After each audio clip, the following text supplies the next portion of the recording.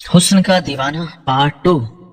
اگر آپ مانے تو یہ بات یہیں پہ دب جائے گی، اور آپ کا جب دل کرے آپ چاچو سے مل لینا۔ میری امی کہنے لگی وہ کیا؟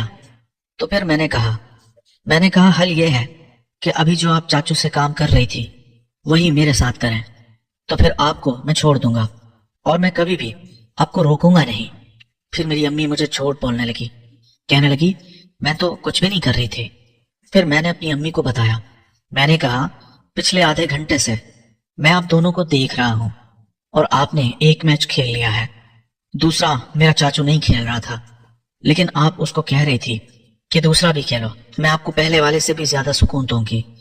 جب میں نے یہ کہا تو میری ماں نے نظریں جھکا لی۔ پھر میری امی ایک دم مجھے بولنے لگی، کہنے لگی ایان تو پھر میری بھی ایک شرط ہے، پھر تم جو بولو گے میں وہ کرنے کے لیے تیار ہوں۔ میری امی نے کہا کہ تمہارا چاچو یہاں سے ڈر کے چلا گیا ہے، شاید وہ دوبارہ آئے گا بھی نہیں، پہلے تم اسے مناؤ، میرے پاس لے کے آؤ، پہلے میں اس کے ساتھ کروں گی، جب وہ میرے ساتھ راضی ہو جائے گا پھر میں تمہیں بھی خوش کر دوں گی۔ اب میں تو یہ چاہ رہا تھا کہ میرا کام ابھی ہو جائے۔ پھر میں نے کہا امی چلو چاچو کو تو راضی کر لوں گا، چاہے مجھے جو بھی کرنا پڑے۔ تو پھر میری امی کہنے لگی ٹھیک ہے، کل اس کو راضی کر کے لاؤ، کل میں اس کے ساتھ کروں گی اور پھر اس کے بعد رات کو تمہارے ساتھ بھی۔ میں نے کہا امی کل تو بہت دور ہے، آپ ابھی مجھے کرنے دو، کیونکہ میں نے جس حالت میں دیکھا ہے مجھے نہیں لگتا مجھے نیند آ جائے۔ میری امی کہنے لگی نہیں ایان، اتنا تو تمہیں صبر کرنا ہی پڑے گا۔ پھر میں خاموش ہو گیا۔ میری امی دروازہ بند کر کے کمرے میں سونے چلی گئی۔ پھر میں صحن میں آیا جہاں میری چارپائی لگی ہوئی تھی۔ واقعی میں کافی دیر وہی سوچتا رہا جو کچھ دیر پہلے میں نے دیکھا تھا۔ پھر میں نے خود ہی سکون دینے کی کوشش کی اور پھر میں بھی سو گیا۔ اگلی صبح 6:45 بجے میرے چہرے پہ دھوپ پڑی، میں نے دیکھا تو سورج ہلکا ہلکا نکل رہا تھا۔ میں اٹھا، میری بہن جاگی ہوئی تھی۔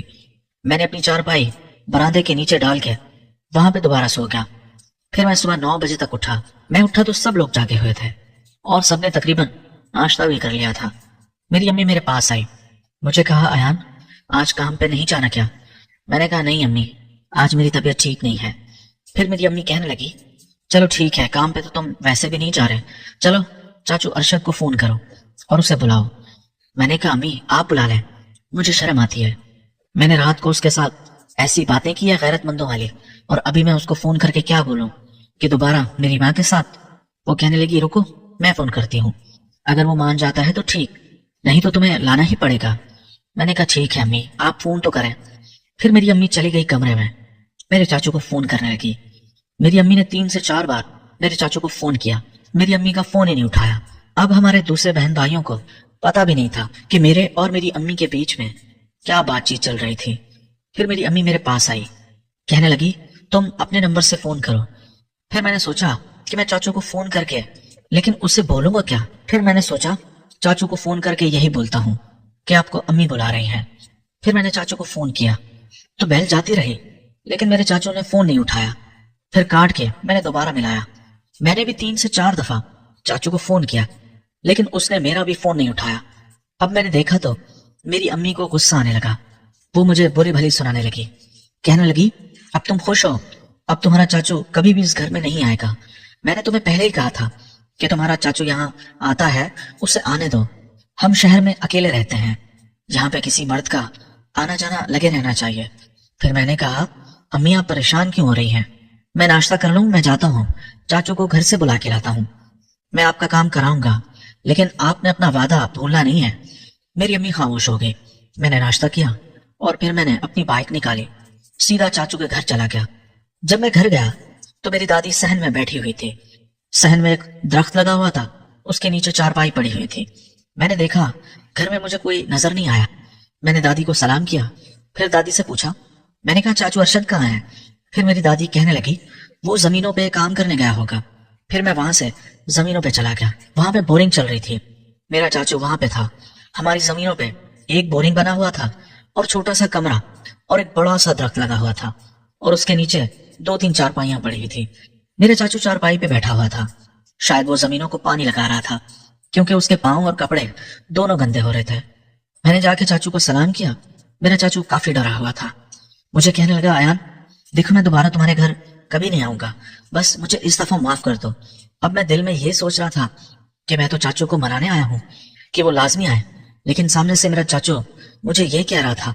پھر میں نے کہا نہیں نہیں چاچو، دراصل وہ آپ ہی کا گھر ہے، مجھ سے رات کو غلطی ہو گئی تھی، مجھے ایسا نہیں کرنا چاہیے تھا، مجھے غلط فہمی ہوئی تھی، اسی لیے میں آپ پہ الزام لگا رہا تھا۔ میرا چاچو کہنے لگا نہیں یار ایان، میں بہت شرمندہ ہوں، تم سے کوئی غلطی نہیں ہوئی، تم صحیح کہہ رہے تھے، بس جو ہو چکا اس کی معافی چاہتا ہوں، آئندہ میں ایسا کام نہیں کروں گا۔ اب میں چاچو کو مناتا رہا، شاید میرے چاچو کا ضمیر جاگا ہوا تھا، وہ بار بار اپنے آپ کو ملامت کر رہا تھا۔ میں نے کہا چاچو کوئی بات نہیں، ہم شہر میں اکیلے رہتے ہیں، آپ کا آنا جانا اس گھر میں لازمی رہنا چاہیے۔ میرا چاچو کہنے لگا ایان کوئی مسئلہ ہو تو تم مجھے فون کر لینا اور اپنی ماں کو جا کے بولنا کہ آئندہ مجھے فون نہ کرے، میں تم لوگوں کی ویسے ہی ہیلپ کر دیا کروں گا، آج سے جو بھی بات ہوگی تم مجھے بتاؤ گے اور تم مجھے جب چاہے فون کر لینا، لیکن ایان میں آج کے بعد تمہارے گھر نہیں آؤں گا، میں بہت شرمندہ ہوں، میں پوری رات سو نہیں پایا۔ یہ سن کے تو میں کافی پریشان ہی ہو رہا تھا کہ میں تو چاچو کو راضی کرنے آیا تھا، لیکن چاچو تو مان ہی نہیں رہا تھا۔ پھر میرے پاس کوئی بات ہی نہیں تھی جو میں گھما پھرا کے کرتا۔ پھر میں نے کہا سیدھی بات بول دیتا ہوں، میں نے کہا چاچو بات سنو، میری اماں جو ہے نا وہ آپ کے بغیر نہیں رہ سکتی، اس نے مجھے زبردستی آپ کے پاس بھیجا ہے، آج تو آپ کو لازمی آنا پڑے گا، ورنہ میری امی کہہ رہی تھی کہ میں خودکشی کر لوں گی اگر تمہارا چاچو نہیں آیا۔ میری امی نے آج میرے ساتھ بہت جھگڑا کیا، چاچو آپ کو نہیں پتا، رات کو آپ کے جانے کے بعد ہم بھی پوری رات سوئے نہیں، پتہ نہیں میری امی کو کیا ہو گیا ہے، وہ آپ کے بنا نہیں رہ سکتی۔ پھر میں نے اپنی امی کو کہا کہ اگر آپ میرے چاچو سے اتنی محبت کرتی ہیں تو اس سے شادی کیوں نہیں کر لیتی، اس سے اچھا ہے کہ پھر آپ شادی کر لیں۔ پھر میرا چاچو کہنے لگا ہاں یار ایان مجھے پتا ہے اس میں بھی میری ہی غلطی ہے، میں نے اسے خواب دکھائے تھے، لیکن بس اب بہت ہو گیا، آگے نہیں یار، میں اپنے بھائی کو کیا منہ دکھاؤں گا، اگر گھر میں کسی اور کو پتا چل گیا کہ میں اپنے بھائی کی بیوی کے ساتھ تو میری کیا عزت رہ جائے گی۔ مجھے یہ اندازہ ہو رہا تھا کہ میرا چاچو بالکل بیزار ہو گیا ہے، وہ تو ہمارے گھر آنا ہی نہیں چاہتا۔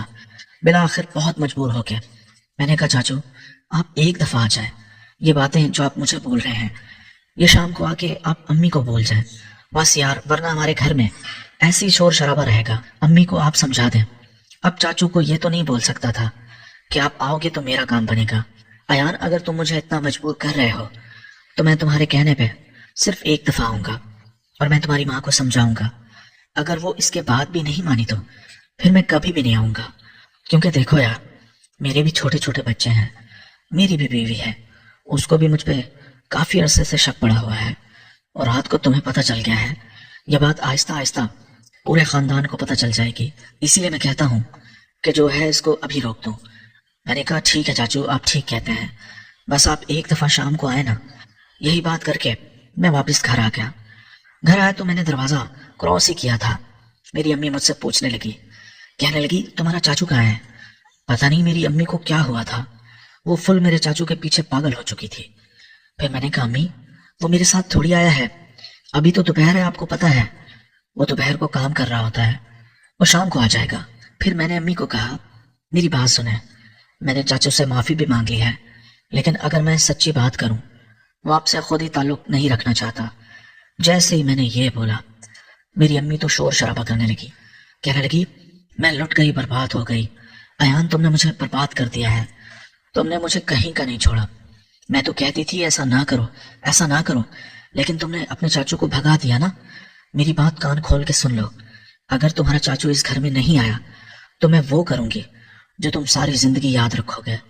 جب میں نے اپنی اماں کے منہ سے یہ سنا تو میں تو ڈر ہی گیا، کیونکہ اتنا خطرناک دھمکی میری اماں نے آج تک نہیں لگائی تھی، اور مجھے اس چیز کا اندازہ تھا کہ میری اماں میرے چاچو کے پیچھے اتنا پاگل کیوں ہے، کیونکہ اس کے پاس جو شیر تھا وہ تو بہت ہی جاندار لگ رہا تھا، جو میری امی کو کافی سکون پہنچا رہا تھا۔ دوستو اس کہانی کے اگلے قسط دیکھنے کے لیے اس چینل کو سبسکرائب کر لیجئے۔